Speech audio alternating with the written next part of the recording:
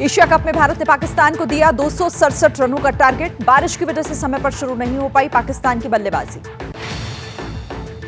World cup के लिए team India का कल होगा ऐलान। एशिया कप वाली टीम के 15 खिलाड़ियों के शामिल होने की उम्मीद। One nation one election committee का नोटिफिकेशन हुआ जारी। पूर्व राष्ट्रपति रामनाथ कोविंद बनाए गए अध्यक्ष। अमित शाह, कांग्रेस नेता अधीर रंजन चौधरी, गुलाम नबी आजाद, एनके सिंह, सुभाष कश्यप, हरीश साल्वे और संजय कोठारी बनाए गए कमेटी के सदस्य। 18 सितंबर से शुरू होने वाले विशेष सत्र का नोटिफिकेशन जारी। सूत्रों के हवाले से खबर, सत्र में नहीं होगा शून्यकाल और प्रश्नकाल। सरायपाली में अमित शाह बोले, छत्तीसगढ़ भगवान श्री राम का ननिहाल, हम इसे दिल्ली का एटीएम नहीं बनने देंगे। अमित शाह ने रायपुर में बघेल सरकार के खिलाफ जारी किया आरोप पत्र। मौजूदा सरकार को बताया घोटाले की सरकार। अमित शाह की कांग्रेस को चुनौती, कहा अगर राज्य में बीजेपी की सरकार बनी तो उल्टा लटकाकर भ्रष्टाचार के पैसे निकालेंगे। अमित शाह के आरोप पर कांग्रेस का पलटवार, कहा बीजेपी ईडी के भरोसे छत्तीसगढ़ में लड़ रही है चुनाव। राहुल ने बीजेपी पर लगाया आदिवासियों के अपमान का आरोप, कहा आदिवासी जो देश के ओरिजिनल मालिक हैं उन्हें बीजेपी वनवासी कहती है।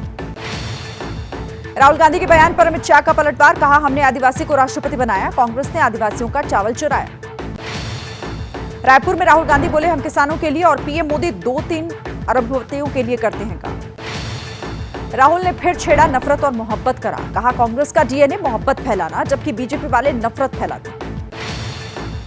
वन नेशन वन इलेक्शन पर नीतीश ने बीजेपी पर निशाना साधा, बोले इंडिया गठबंधन से डर गई है केंद्र सरकार। इंडिया गठबंधन को लेकर बिहार के सीएम नीतीश का ऐलान, कहा 2 अक्टूबर को राष्ट्रीय स्तर पर होगा कार्यक्रम। टीएमसी नेता अभिषेक बनर्जी का वादा, अगर इंडिया गठबंधन सत्ता में आया तो एलपीजी सिलेंडर की कीमत 500 रुपए की जाएगी। मेरी माटी मेरा देश कार्यक्रम में गाजियाबाद पहुंचे बीजेपी अध्यक्ष जेपी नड्डा। बीजेपी का यह कार्यक्रम 15 सितंबर तक चलेगा। राजस्थान से जेपी नड्डा का विपक्षी गठबंधन पर प्रहार, कहा मुंबई में ये लोग अपने परिवार को आगे बढ़ाने के लिए साथ हैं। राजस्थान में बीजेपी की परिवर्तन यात्रा की हुई शुरुआत। जेपी नड्डा ने सवाई माधोपुर में झंडी दिखाकर किया रथ रवाना। परिवर्तन यात्रा शुरू करने से पहले जेपी नड्डा ने नीलकंठ महादेव मंदिर में की पूजा। वसुंधरा राजे भी मौजूद रही। जेपी नड्डा ने अपने भाषण में राजस्थान की लाल डायरी का जिक्र किया, कहा कांग्रेस का मतलब है भ्रष्टाचार। एमपी के पूर्व सीएम कमलनाथ का बीजेपी पर वार, कहा जन आशीर्वाद यात्रा की बजाय बीजेपी को जन माफी यात्रा निकालनी चाहिए। मध्य प्रदेश में बीजेपी को फिर लगा झटका, बीजेपी के 6 नेता कांग्रेस में हुए शामिल। मध्य प्रदेश में सूखे का संकट, सीएम शिवराज सिंह बोले हम बारिश के लिए भगवान से करें प्रार्थना। सीएम योगी का विपक्ष पर वार, कहा दगाबाज और दंगेबाज फिर से मोदी जी को रोकने की कोशिश कर रहे हैं। आरएसएस प्रमुख मोहन भागवत का इंडिया शब्द पर बड़ा बयान, कहा इंडिया की बजाय भारत शब्द का इस्तेमाल करें तभी आएगा बदलाव। हिंदू राष्ट्र पर स्वामी प्रसाद मौर्य का बयान, कहा हिंदू राष्ट्र की मांग करना संविधान विरोधी। यूपी के घोसी उपचुनाव में सीएम योगी ने किया प्रचार, कहा इस चुनाव को वही समझ पाएगा जिसने मऊ दंगे को नजदीक से महसूस किया। स्वामी रामभद्राचार्य का दावा, 2024 में एक बार फिर नरेंद्र मोदी बनेंगे देश के पीएम। राहुल गांधी ने लालू प्रसाद से मुलाकात का एक वीडियो जारी किया, जिसमें वो लालू यादव और मीसा भारती से मटन बनाने का तरीका सीखते दिखे।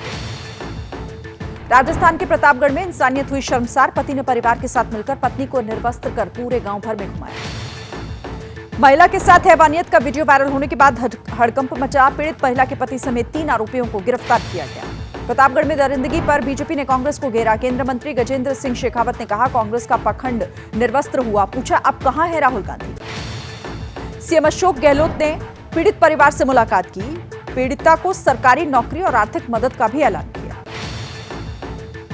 सीएम गहलोत ने कहा फास्ट ट्रैक कोर्ट में केस चलाकर दोषियों को दिलवाई जाएगी सजा। महाराष्ट्र में मराठा आरक्षण आंदोलन के दौरान हिंसा, उपद्रवियों ने जालना में 6 बस समेत कई गाड़ियों को आग के हवाले किया।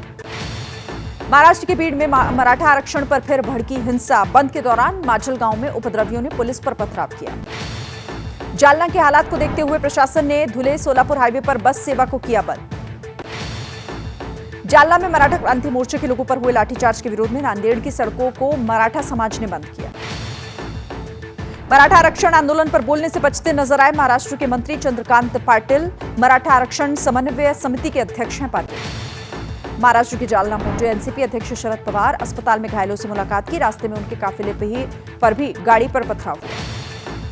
मराठा आरक्षण को लेकर भड़की हिंसा पर एक्शन में जालना प्रशासन। अब तक 360 से ज्यादा लोगों पर एफआईआर दर्ज। ज्ञानवापी सर्वे मामले पर आज कोर्ट में हुई सुनवाई। सर्वे रिपोर्ट पेश करने के लिए एएसआई ने मांगा 8 हफ्ते का समय।